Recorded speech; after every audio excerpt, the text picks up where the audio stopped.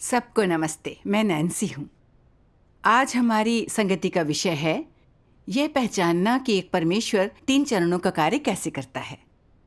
ये एक अहम विषय है और हमारे अंत और गंतव्य से सीधे जुड़ा है।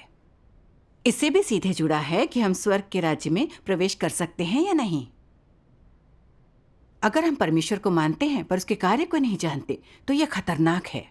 हम परमेश्वर का उद्धार खो सकते हैं जिससे तबाही होती है। भला हम ऐसा क्यों कहते हैं? हम जानते हैं कि 2000 साल पहले प्रभु यीशु मनुष्य को छुटकारा दिलाने आया। उसने कहा था, मन फिराओ क्योंकि स्वर्ग का राज्य निकट आया है। प्रभु यीशु ने अनेक सत्य व्यक्त किए और बहुत से चमत्कार किए, जिनसे साबित होता है कि प्रभु यीशु मसीहा था। लेकिन यहूदी धर्म के लिए प्रभु यीशु का नाम मसीहा नहीं था। ना वो किसी राजमहल में पैदा हुआ था, ना ही वो उन्हें रोमन शासन से बाहर ले गया था। इसलिए वो निश्चित रूप से मसीहा नहीं था। इसलिए प्रभु यीशु ने चाहे जितने भी सत्य व्यक्त किए, जितने भी चमत्कार किए हों, किसी ने भी नहीं माना कि प्रभु यीशु परमेश्वर है। और सभी ने उसे सूली पर चढ़ाने में यहूदी धर्म के अगुवाओं का साथ दिया। परिणाम क्या हुआ? इज़राइल करीब 2000 साल के लिए मिटा दिया गया। ये दर्दनाक सबक आखिर कैसे मिला? लोगों ने परमेश्वर के कार्य को जानने की कोशिश नहीं की। वे अपनी धारणाओं पर कायम रहे। उन्होंने परमेश्वर के कार्य का प्रतिरोध और निंदा की। अब प्रभु यीशु सर्वशक्तिमान परमेश्वर के रूप में लौट आया है। उसने सत्य के लाखों वचन व्यक्त किए हैं और अब अंत के दिनों में मनुष्य को शुद्ध करके बचाने के लिए न्याय कार्य कर रहा है। लेकिन धार्मिक संसार का क्या? जब वे देखते हैं कि ना ही सर्वशक्तिमान परमेश्वर का नाम यीशु है और ना ही वो बादलों पर आया है, तो वे नहीं मानते कि सर्वशक्तिमान परमेश्वर ही लौट कर आया प्रभु यीशु है।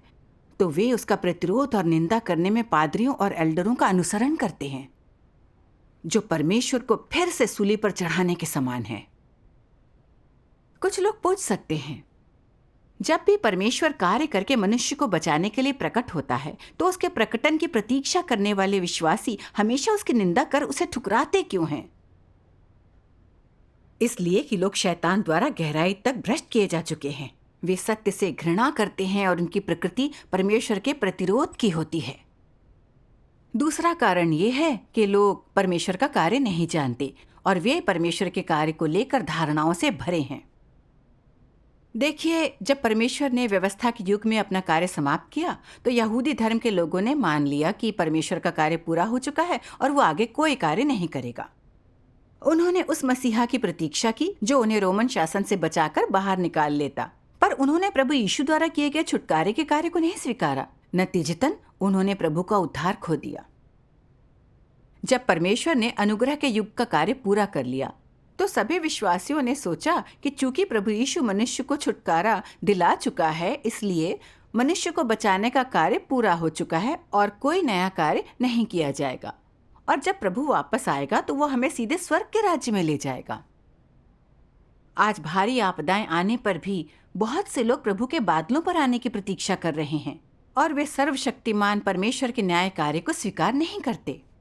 नतीजतन वे उद्धारकर्ता का स्वागत नहीं करते और आपदाओं में डूब जाते हैं। उन्हें लगता है कि प्रभु यीशु द्वारा अपना कार्य पूरा करने से परमेश्वर का मनुष्य को बचाने का कार्य पूरा हो गया और अब आगे कोई कार्य नहीं होगा। तो आइए इस बारे में सोचें, क्या मनुष्य को बचाने का कार्य सच में उतना आसान है जितना लोग समझते हैं? अंत के दिनों में सर्वशक्तिमान परमेश्वर ने मनुष्य को बचाने के परमेश्वर के कार्य का रहस्य प्रकट किया है। हम सब ने देखा है कि मनुष्य को शैतान द्वारा भ्रष्ट किए जाने के बाद परमेश्वर ने 3 चरणों की एक योजना शुरू की। सबसे पहले उसने यहोवा के नाम से व्यवस्था के युग का कार्य किया। फिर वो प्रभु यीशु के रूप में देहधारी होकर आया और उसने अनुग्रह के युग में छुटकारे का कार्य किया। और अंत के दिनों में सर्वशक्तिमान परमेश्वर के नाम से राज्य के युग में न्याय कार्य के लिए परमेश्वर देहधारी होकर आया है। कार्य के ये 3 चरण मनुष्य को बचाने की परमेश्वर की संपूर्ण प्रबंधन योजना है। हालांकि यहोवा, प्रभु यीशु और सर्वशक्तिमान परमेश्वर के नाम और हर युग में उनके द्वारा किया जाने वाला कार्य अलग है। ये तीनों चरण एकदम जुड़े हैं और हर चरण पिछले चरण की नींव पर बना है और ये अंततः मनुष्य को पूरी तरह से बचाकर उसे एक नए युग में ले जाते हैं। ये इसका सबूत है कि एक ही परमेश्वर हर युग में अलग अलग कार्य करता है। तो हम ये कैसे पहचाने कि कार्य के तीनों चरण एक ही परमेश्वर द्वारा किए गए हैं? सत्य के इस पहलू को समझना उद्धार पाने और राज्य में प्रवेश करने की कुंजी है। आइए अब इस विषय पर परमेश्वर के वचनों के आधार पर संगति करें। मैं सर्वशक्तिमान परमेश्वर के वचन का एक अंश पढ़ती हूँ। सर्वशक्तिमान परमेश्वर कहते हैं, मेरी संपूर्ण प्रबंधन योजना 6000 वर्षीय प्रबंधन योजना के 3 चरण या 3 युग हैं। आरंभ में व्यवस्था का युग, अनुग्रह का युग और अंत के दिनों का राज्य का युग। इन तीनों युगों में मेरे कार्य की विषय वस्तु प्रत्येक युग के स्वरूप के अनुसार अलग अलग है, परंतु प्रत्येक चरण में यह कार्य मनुष्य की आवश्यकताओं के अनुरूप है, या ज्यादा सटीक रूप में यह शैतान द्वारा उस युद्ध में चली जाने वाली चालों के अनुसार किया जाता है जो मैं उससे लड़ रहा हूँ। मेरे कार्य का उद्देश्य शैतान को हराना, अपनी बुद्धि और सर्वशक्तिमत्ता व्यक्त करना, शैतान की सभी चालों को उजागर करना और परिणाम स्वरूप समस्त मानव जाति को बचाना है जो शैतान के अधिकार क्षेत्र के अधीन रहती हैं। यह मेरी बुद्धि और सर्वशक्तिमत्ता दिखाने के लिए और शैतान की असहनीय विकरालता प्रकट करने के लिए है। इससे भी अधिक यह सृजित प्राणियों को अच्छे और बुरे के बीच अंतर करने देने के लिए है। यह जानने देने के लिए कि मैं सभी चीजों का शासक हूँ। यह देखने देने के लिए कि शैतान मानव जाति का शत्रु है, अधम है, दुष्ट है और उन्हें पूरी निश्चितता के साथ अच्छे और बुरे, सत्य और झूठ, पवित्रता और मलिनता के बीच का अंतर बताने देने के लिए है, और यह भी कि क्या महान है और क्या हेय है। इस तरह अज्ञानी मानव जाति मेरी गवाही देने में समर्थ हो जाएगी कि वह मैं नहीं हूँ जो मानव जाति को भ्रष्ट करता है, और केवल मैं सृष्टिकर्ता ही मानव जाति को बचा सकता हूँ, लोगों को उनके आनंद की वस्तुएं प्रदान कर सकता हूँ, और उन्हें पता चल जाएगा कि मैं सभी चीज़ों का शासक हूँ और शैतान मात्र उन प्राणियों में से एक है जिनका मैंने सृजन किया है और जो बाद में मेरे विरुद्ध हो गया। मेरी 6000 वर्षीय प्रबंधन योजना 3 चरणों में विभाजित है और मैं इस तरह इसलिए कार्य करता हूँ ताकि सृजित प्राणियों को मेरी गवाही देने, मेरी इच्छा समझ पाने और मैं ही सत्य हूँ यह जान पाने के योग्य बनाने का प्रभाव प्राप्त कर सकूं। सर्वशक्तिमान परमेश्वर के वचनों से हम देखते हैं कि परमेश्वर का मनुष्य को बचाने का कार्य 3 चरणों में है। पहला है 3000 साल से भी पहले यहोवा परमेश्वर द्वारा किया गया व्यवस्था के युग का कार्य। दूसरा है 2000 साल पहले प्रभु यीशु द्वारा अनुग्रह के युग में किया गया कार्य। और तीसरा चरण अब है, अंत के दिनों के अंत में सर्वशक्तिमान परमेश्वर द्वारा किया गया राज्य के युग का न्याय कार्य। हालांकि इन 3 चरणों के कार्य की विषय वस्तु अलग अलग है, फिर भी हर चरण पिछले चरण से आगे बढ़ता है और कार्य को गहराता है। ये चरण बहुत घनिष्ठता से जुड़े हैं और आखिरकार मनुष्य का संपूर्ण उद्धार हासिल करते हैं। सर्वशक्तिमान परमेश्वर का अंत के दिनों का न्याय कार्य अनुग्रह के युग को समाप्त कर राज्य का युग शुरू करता है और कार्य का यह चरण मनुष्य का भाग्य तय करता है। अगर हम परमेश्वर के कार्य को नहीं समझते तो परमेश्वर द्वारा बचाए और पूर्ण किए जाने का आखिरी मौका खो सकते हैं, जो जिंदगी भर का पछतावा बन सकता है। अतः यह स्पष्ट करना और भी जरूरी है कि कार्य के ये 3 चरण आखिर क्या हैं। आइए गौर करें। मनुष्य को बचाने का परमेश्वर का पहला कदम व्यवस्था जारी करने का कार्य क्यों था? इसलिए कि पहले मनुष्य शिशु जैसा था। उसे ना तो परमेश्वर की आराधना करनी आती थी, ना जिंदगी जीना। उसे बुनियादी नैतिक सिद्धांतों की भी समझ नहीं थी, जैसे कि हत्या और चोरी पाप हैं। यहोवा परमेश्वर ने लोगों को पृथ्वी पर जीना सिखाने के लिए व्यवस्थाएं और आदेश जारी किए और लोगों को बताया कि हत्या, चोरी, व्यभिचार वगैरह ना करें, ताकि लोग पाप की बुनियादी संकल्पना समझ सकें, जान लें कि क्या करना है और क्या नहीं करना है, जान लें कि व्यवस्था और सब का पालन करना है। व्यवस्था का पालन करने वालों को परमेश्वर ने आशीष दी और उसका उल्लंघन करने वाले निंदित हुए और प्रायश्चित स्वरूप उन्हें पाप बलि चढ़ानी पड़ी। जब लोगों ने कुछ खास व्यवस्थाओं और विनियमों का उल्लंघन किया तो उन्हें यहोवा का क्रोध और दंड झेलना पड़ा। उन पर पत्थर बरसे, वे स्वर्ग से आई आग में जला दिए गए। इज़राइल के लोगों ने परमेश्वर के प्रताप और कोप के साथ साथ उसकी देखभाल और दया भी चखी और वे मान गए कि यहोवा परमेश्वर ही एकमात्र सच्चा परमेश्वर है जिसने स्वर्ग और पृथ्वी बनाई। इसलिए उन सब ने यहोवा का भय माना और उसकी व्यवस्था का पालन किया। उन्होंने सामान्य जीवन जिया और परमेश्वर की आराधना की और वे परमेश्वर की मौजूदगी में जी पाए। व्यवस्था के युग में परमेश्वर के कार्य का यह परिणाम हुआ। तो क्या व्यवस्था के युग में परमेश्वर का कार्य खत्म होने का यह अर्थ था कि मनुष्य को बचाने का कार्य पूरा हो गया? बिल्कुल नहीं। हालांकि व्यवस्था के युग में लोग जानते थे कि पाप क्या होते हैं और बलि देकर प्रायश्चित और परमेश्वर की आराधना कैसे करें। शैतान द्वारा भ्रष्टता के कारण लोगों ने अक्सर व्यवस्था का पालन नहीं किया। खासकर व्यवस्था के युग के दूसरे भाग में लोग ज्यादा पाप करने लगे और प्रायश्चित के लिए उनके पास पर्याप्त पाप बलि नहीं थी।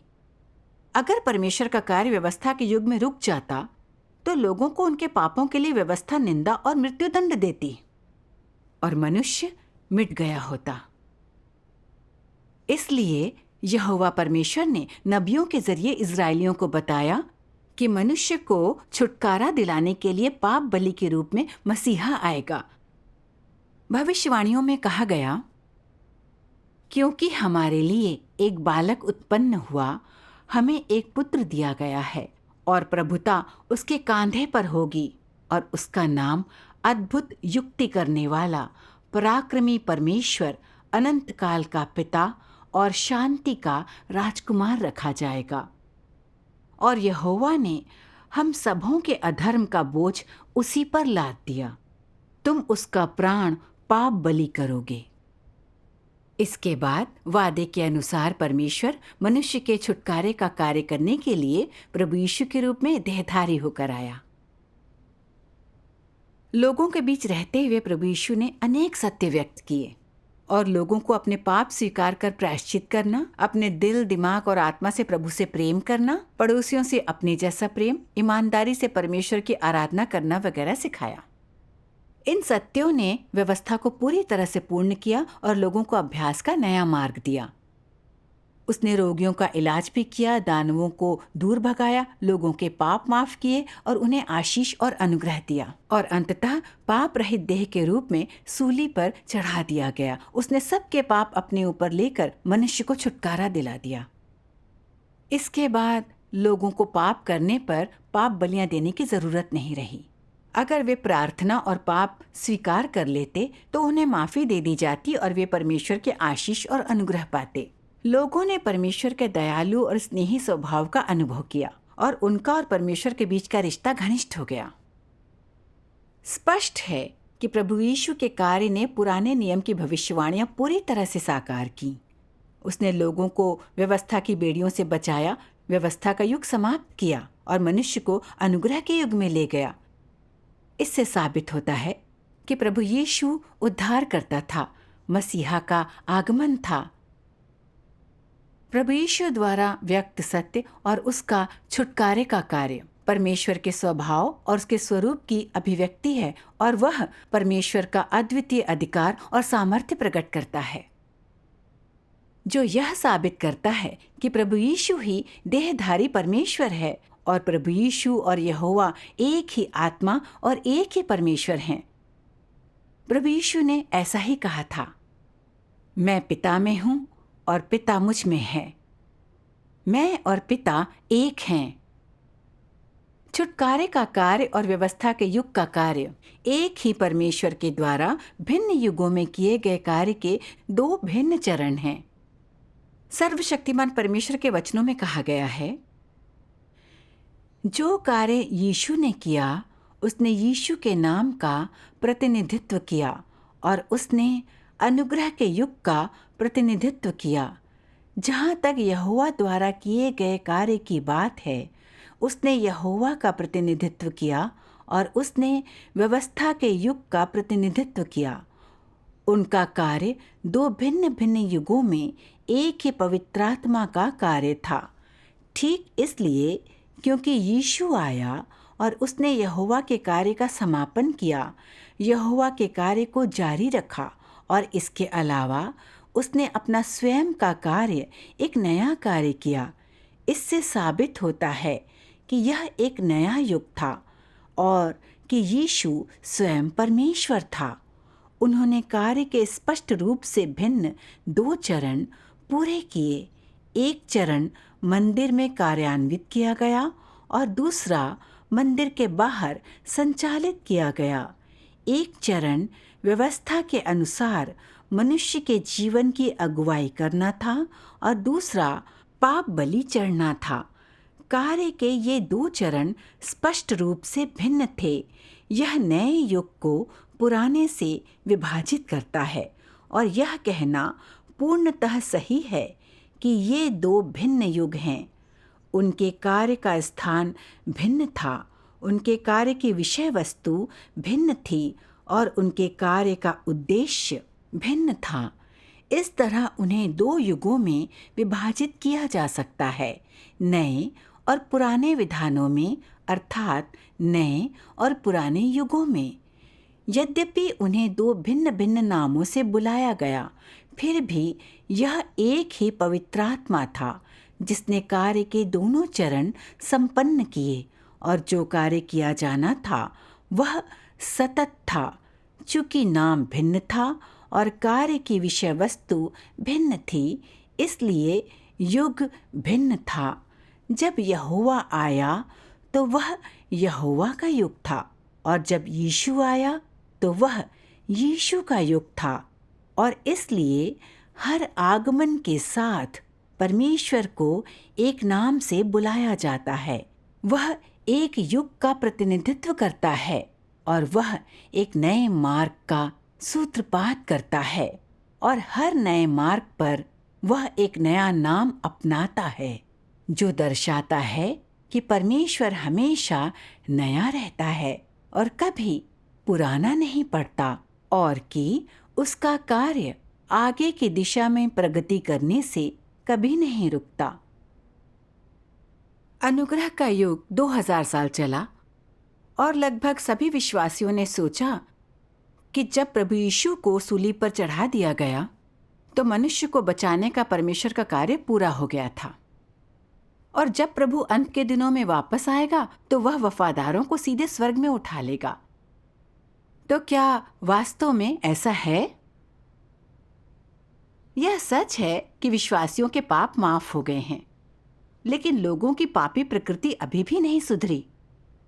हम अभी भी अपनी पापी प्रकृति से नियंत्रित हैं, अनचाहे ही झूठ बोलते और पाप करते रहते हैं। हम शोहरत और लाभ के लिए लड़ते हैं, ईर्ष्यालु, अहंकारी, दंभी और उद्दंड हैं और हम बिल्कुल भी सहनशील नहीं हैं। हम अपने पड़ोसियों से खुद जैसा प्रेम नहीं कर सकते। प्रभु से प्रेम करना, उसकी आज्ञा मानना तो और भी मुश्किल है। 2000 साल तक सभी विश्वासी दिन में पाप करने और रात में उसे स्वीकार लेने के कुचक्र में फंसे जीते रहे हैं और हम पाप में जीने की पीड़ा और कष्ट का गहराई से अनुभव करते हैं। यह एक अकाट्य तथ्य है। क्या पाप में जीने वाले ऐसे लोग बचाए जाते हैं? क्या वे स्वर्ग के राज्य में प्रवेश कर सकते हैं? प्रभु यीशु ने कहा था, मैं तुमसे सच सच कहता हूं कि जो कोई पाप करता है वह पाप का दास है। दास सदा घर में नहीं रहता, पुत्र सदा रहता है। इसलिए तुम पवित्र बनो, क्योंकि मैं पवित्र हूँ। पवित्रता के बिना कोई प्रभु को कदापि न देखेगा। परमेश्वर धार्मिक और पवित्र है। वह अक्सर पाप और अपना प्रतिरोध करने वालों को अपने राज्य में कैसे प्रवेश करने दे सकता है? इसलिए जब प्रभु यीशु ने छुटकारे का कार्य पूरा किया तो उसने मनुष्य को पूरी तरह से शुद्ध करके बचाने और राज्य में लाने की खातिर अंत के दिनों में न्याय कार्य करने के लिए दोबारा आने की बात कही। प्रभु यीशु ने यही भविष्यवाणी की थी। मुझे तुमसे और भी बहुत सी बातें कहनी हैं, परंतु अभी तुम उन्हें सह नहीं सकते। परंतु जब वह अर्थात सत्य का आत्मा आएगा तो तुम्हें सब सत्य का मार्ग बताएगा। सत्य के द्वारा उन्हें पवित्र कर, तेरा वचन सत्य है। जो मुझे तुच्छ जानता है और मेरी बातें ग्रहण नहीं करता है, उसको दोषी ठहराने वाला तो एक है, अर्थात जो वचन मैंने कहा है वही पिछले दिन में उसे दोषी ठहराएगा। अंत के दिनों में प्रभु यीशु अपने वायदे के अनुसार सर्वशक्तिमान परमेश्वर के रूप में देहधारी होकर लौटा, ताकि मनुष्य को शुद्ध करके बचाने के लिए सत्य व्यक्त कर सके और परमेश्वर के घर से शुरू करके न्याय कार्य कर सके, जिससे लोगों की पापी प्रकृति पूरी तरह से सुधर सके और वे परमेश्वर द्वारा पूरी तरह से बचाए जा सकें। ये हमें दिखाता है कि सर्वशक्तिमान परमेश्वर सत्य का आत्मा है और वही प्रभु यीशु है जो अंत के दिनों में प्रकट होकर कार्य कर रहा है। आइए इसे समझने के लिए सर्वशक्तिमान परमेश्वर के कुछ वचनों पर गौर करें। सर्वशक्तिमान परमेश्वर कहते हैं, ये देह धारण परमेश्वर का दूसरा देह धारण है जो यीशु का कार्य पूरा होने के बाद हुआ है। निस्संदेह ये देह धारण स्वतंत्र रूप से घटित नहीं होता। व्यवस्था के युग और अनुग्रह के युग के बाद ये कार्य का तीसरा चरण है। हर बार जब परमेश्वर कार्य का नया चरण आरंभ करता है तो हमेशा एक नई शुरुआत होती है और वो हमेशा एक नया युग लाता है। इसलिए परमेश्वर के स्वभाव, उसके कार्य करने के तरीके, उसके कार्य के स्थल और उसके नाम में भी परिवर्तन होते हैं। इसलिए कोई आश्चर्य नहीं कि मनुष्य के लिए नए युग में परमेश्वर के कार्य को स्वीकार करना कठिन होता है। परंतु इस बात की परवाह किए बिना कि मनुष्य द्वारा उसका कितना विरोध किया जाता है, परमेश्वर सदैव अपना कार्य करता रहता है और सदैव समस्त मानव जाति का प्रगति के पथ पर मार्गदर्शन करता रहता है। जब यीशु मनुष्य के संसार में आया तो उसने अनुग्रह के युग में प्रवेश कराया और व्यवस्था का युग समाप्त किया। अंत के दिनों के दौरान परमेश्वर एक बार फिर देहधारी बन गया और इस देह धारण के साथ उसने अनुग्रह का युग समाप्त किया और राज्य के युग में प्रवेश कराया। उन सबको जो परमेश्वर के दूसरे देह धारण को स्वीकार करने में सक्षम हैं, राज्य के युग में ले जाया जाएगा और इससे भी बढ़कर वे व्यक्तिगत रूप से परमेश्वर का मार्गदर्शन स्वीकार करने में सक्षम होंगे। यद्यपि यीशु ने मनुष्यों के बीच अधिक कार्य किया, फिर भी उसने केवल समस्त मानव जाति की मुक्ति का कार्य पूरा किया और वो मनुष्य की पाप बलि बना। उसने मनुष्य को उसके समस्त भ्रष्ट स्वभाव से छुटकारा नहीं दिलाया। मनुष्य को शैतान के प्रभाव से पूरी तरह से बचाने के लिए यीशु को न केवल पाप बलि बनने और मनुष्य के पाप वहन करने की आवश्यकता थी, बल्कि मनुष्य को उसके शैतान द्वारा भ्रष्ट किए गए स्वभाव से मुक्त करने के लिए परमेश्वर को और भी बड़ा कार्य करने की आवश्यकता थी। और इसलिए अब जबकि मनुष्य को उसके पापों के लिए क्षमा कर दिया गया है, परमेश्वर मनुष्य को नए युग में ले जाने के लिए वापस देह में लौट आया है और उसने ताड़ना एवं न्याय का कार्य आरंभ कर दिया है। ये कार्य मनुष्य को एक उच्चतर क्षेत्र में ले गया है। वे सब जो परमेश्वर के प्रभुत्व के अधीन समर्पण करेंगे, उच्चतर सत्य का आनंद लेंगे और अधिक बड़े आशीष प्राप्त करेंगे। वे वास्तव में ज्योति में निवास करेंगे और सत्य, मार्ग और जीवन प्राप्त करेंगे। न्याय और ताड़ना के इस कार्य के माध्यम से मनुष्य अपने भीतर के गंदे और भ्रष्ट सार को पूरी तरह से जान जाएगा और वो पूरी तरह से बदलने और स्वच्छ होने में समर्थ हो जाएगा। केवल इसी तरीके से मनुष्य परमेश्वर के सिंहासन के सामने वापस लौटने के योग्य हो सकता है। आज किया जाने वाला समस्त कार्य इसलिए है ताकि मनुष्य को स्वच्छ और परिवर्तित किया जा सके। वचन के द्वारा न्याय और ताड़ना के माध्यम से और साथ ही शुद्धिकरण के माध्यम से भी मनुष्य अपनी भ्रष्टता दूर कर सकता है और शुद्ध बनाया जा सकता है। इस चरण के कार्य को उद्धार का कार्य मानने के बजाय ये कहना कहीं अधिक उचित होगा कि ये शुद्धिकरण का कार्य है। वास्तव में ये चरण विजय का और साथ ही उद्धार के कार्य का दूसरा चरण है। आज के कार्य ने अनुग्रह के युग के कार्य को आगे बढ़ाया है, अर्थात समस्त 6000 सालों की प्रबंधन योजना का कार्य आगे बढ़ा है।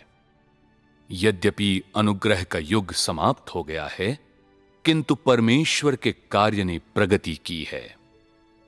मैं क्यों बार बार कहता हूं कि कार्य का यह चरण अनुग्रह के युग और व्यवस्था के युग पर आधारित है? क्योंकि आज का कार्य अनुग्रह के युग में किए गए कार्य की निरंतरता और व्यवस्था के युग में किए गए कार्य की प्रगति है। तीनों चरण आपस में घनिष्ठता से जुड़े हुए हैं और श्रृंखला की हर कड़ी निकटता से अगली कड़ी से जुड़ी है।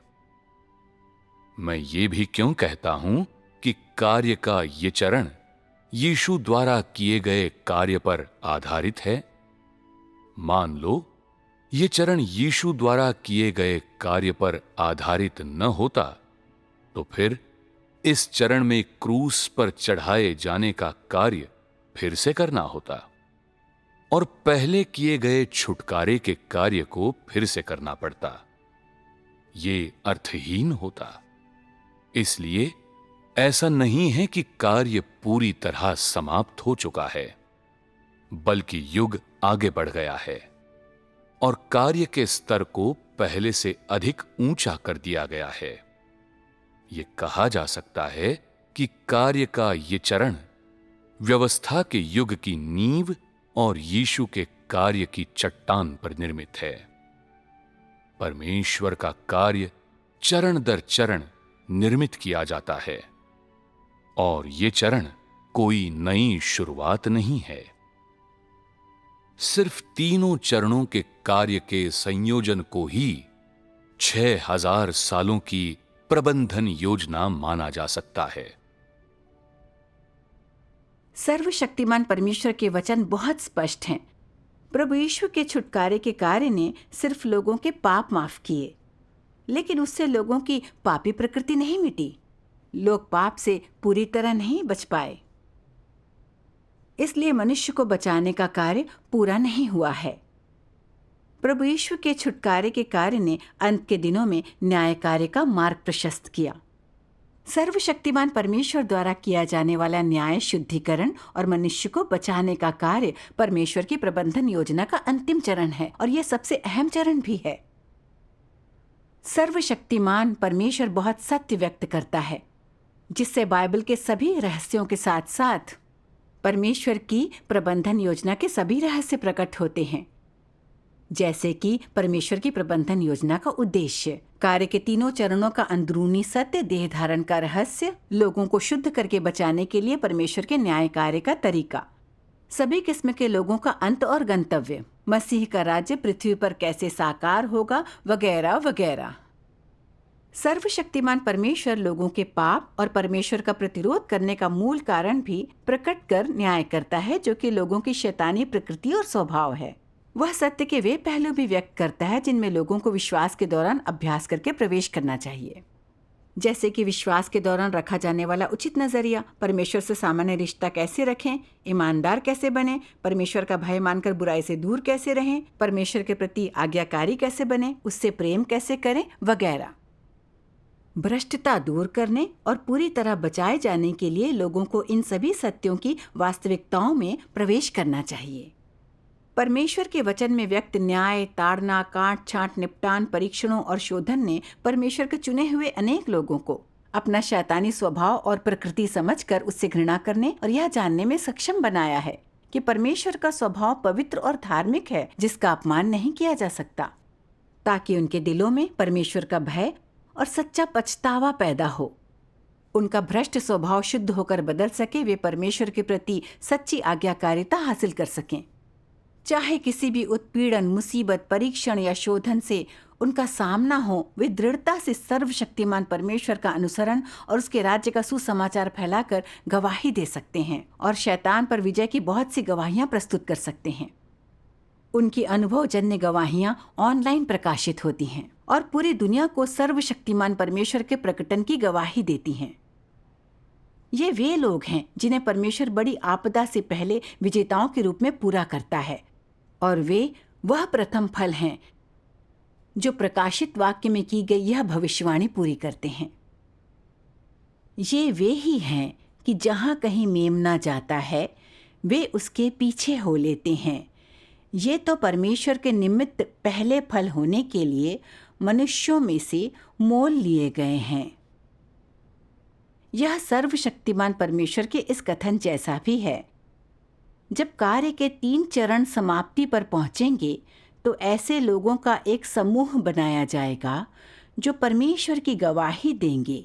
ऐसे लोगों का समूह जो परमेश्वर को जानते हैं। ये सभी लोग परमेश्वर को जानेंगे और सत्य को व्यवहार में लाने में समर्थ होंगे। उनमें मानवता और समझ होगी और उन्हें परमेश्वर के उद्धार के कार्य के 3 चरणों का ज्ञान होगा। यही कार्य अंत में निष्पादित होगा और यही लोग 6000 साल के प्रबंधन के कार्य का सघनित रूप हैं और शैतान के अंतिम पराजय की सबसे शक्तिशाली गवाही हैं। जो परमेश्वर की गवाही दे सकते हैं, वे ही परमेश्वर की प्रतिज्ञा और आशीष को प्राप्त करने में समर्थ होंगे और ऐसा समूह होंगे जो बिल्कुल अंत तक बना रहेगा। वह समूह जो परमेश्वर के अधिकार को धारण करेगा और परमेश्वर की गवाही देगा। सर्वशक्तिमान परमेश्वर ने बहुत सत्य व्यक्त किया और इतना महान कार्य संपन्न किया है जो परमेश्वर का अद्वितीय अधिकार और सामर्थ्य प्रकट करता है और साबित करता है कि सर्वशक्तिमान परमेश्वर ही लौटा हुआ प्रभु यीशु है। सर्वशक्तिमान परमेश्वर और प्रभु यीशु एक आत्मा और एक परमेश्वर हैं। तो इस मुकाम पर आइए हम रुककर विचार करें। परमेश्वर के सिवाय कौन इतने सारे सत्य व्यक्त कर सकता है और उसकी प्रबंधन योजना के रहस्य प्रकट कर सकता है? कौन लोगों के पाप और प्रतिरोध का मूल कारण उजागर कर सकता है? परमेश्वर के सिवाय कौन लोगों की भ्रष्टता का न्याय कर सकता है और मनुष्य को पाप से पूरी तरह बचा सकता है? कौन उसके पवित्र और धार्मिक स्वभाव को व्यक्त कर सकता है जो अपमान नहीं सह सकता? तथ्य साबित करते हैं कि सर्वशक्तिमान परमेश्वर व्यवहारिक देहधारी परमेश्वर है, एकमात्र सच्चा परमेश्वर जो सभी चीजों का आदि और अंत है। तो क्या आप सभी लोग इसे स्पष्ट रूप से समझ गए हैं? व्यवस्था के युग, अनुग्रह के युग और राज्य के युग में किया गया 3 चरणों का कार्य मनुष्य को बचाने के लिए भिन्न युगों में किए गए ईश कार्य के 3 अलग चरण हैं। व्यवस्था के कार्य ने मनुष्य को सिखाया कि पाप क्या है, छुटकारे के कार्य ने उसे पापों से छुटकारा दिलाया और न्याय कार्य उसे पाप मिटाने देता है। कार्य के तीनों चरण घनिष्ठता से जुड़े हैं। हर एक चरण पिछले चरण पर बना है और अंत में लोग शैतान के प्रभाव से पूरी तरह बचाए जाकर परमेश्वर के राज्य में ले जाए जाते हैं। इसी पूरी प्रक्रिया से परमेश्वर मनुष्य का प्रबंधन कर उसे बचाता है। शुरू से अंत तक यह एक ही परमेश्वर द्वारा किया जाता है। हालांकि सर्वशक्तिमान परमेश्वर का नाम अलग है, उसके तरीके और कार्य अलग हैं, लेकिन परमेश्वर का सार, स्वरूप और स्वभाव एक हैं। वे कभी भी नहीं बदलते। अगर हम व्यवस्था के युग में यहोवा परमेश्वर द्वारा, अनुग्रह के युग में प्रभु यीशु द्वारा और राज्य के युग में सर्वशक्तिमान परमेश्वर द्वारा बोले वचनों पर गौर करें तो ये सभी वचन सत्य हैं। ये परमेश्वर के स्वभाव और स्वरूप की अभिव्यक्ति और प्रकाशन है। ये एक ही स्रोत से आते हैं और ये एक ही आत्मा की वाणी और वचन हैं। यह सबूत है कि कार्य के ये तीनों चरण एक ही परमेश्वर द्वारा किए गए हैं, जैसा कि सर्वशक्तिमान परमेश्वर के वचन कहते हैं। यहोवा के कार्य से लेकर यीशु के कार्य तक और यीशु के कार्य से लेकर इस वर्तमान चरण तक, ये 3 चरण परमेश्वर के प्रबंधन के पूर्ण विस्तार को एक सतत सूत्र में पिरोते हैं और वे सब एक ही पवित्र आत्मा का कार्य हैं। दुनिया के सृजन से परमेश्वर हमेशा मानव जाति का प्रबंधन करता आ रहा है। वही आरंभ और अंत है, वही प्रथम और अंतिम है, और वही एक है जो युग का आरंभ करता है और वही एक है जो युग का अंत करता है। विभिन्न युगों और विभिन्न स्थानों में कार्य के 3 चरण अचूक रूप में एक ही पवित्रात्मा का कार्य हैं। इन 3 चरणों को पृथक करने वाले सभी लोग परमेश्वर के विरोध में खड़े हैं। अब तुम्हारे लिए यह समझना उचित है कि प्रथम चरण से लेकर आज तक का समस्त कार्य एक ही परमेश्वर का कार्य है, एक ही पवित्रात्मा का कार्य है। इस बारे में कोई संदेह नहीं हो सकता। वह दया और प्रेममयी करुणा से भरा हुआ परमेश्वर है। वह मनुष्य के लिए पाप बलि है और उसकी चरवाही करने वाला है, लेकिन वह मनुष्य का न्याय, ताड़ना और श्राप भी है। उसने पृथ्वी पर 2000 साल तक जीवन यापन करने में मनुष्य की अगुवाई की और भ्रष्ट मानव जाति को पाप से छुटकारा भी दिला पाया। आज वह मानव जाति को जीतने में भी सक्षम है जो उससे अनजान है, और उसे अपने अधीन दंडवत कराने में सक्षम है, ताकि हर कोई उसके आगे पूरी तरह से समर्पित हो जाए। अंत में वह समस्त विश्व में मनुष्यों के अंदर जो कुछ भी अशुद्ध और अधार्मिक है उसे जलाकर भस्म कर देगा, ताकि उन्हें यह दिखाए कि वह न सिर्फ करुणामय और प्रेम पूर्ण परमेश्वर है, न सिर्फ बुद्धि और चमत्कार का परमेश्वर है, न सिर्फ पवित्र परमेश्वर है, बल्कि वह मनुष्य का न्याय करने वाला परमेश्वर भी है। आज हमारे पास आपके लिए बस इतना ही। अगर आपके कुछ सवाल हों तो अपने कमेंट या सवाल नीचे ज़रूर लिखें। अधिक मार्गदर्शन और मदद के लिए सच्ची आस्था की खोज में हमारे साथ बने रहें। अगली बार फिर मिलेंगे।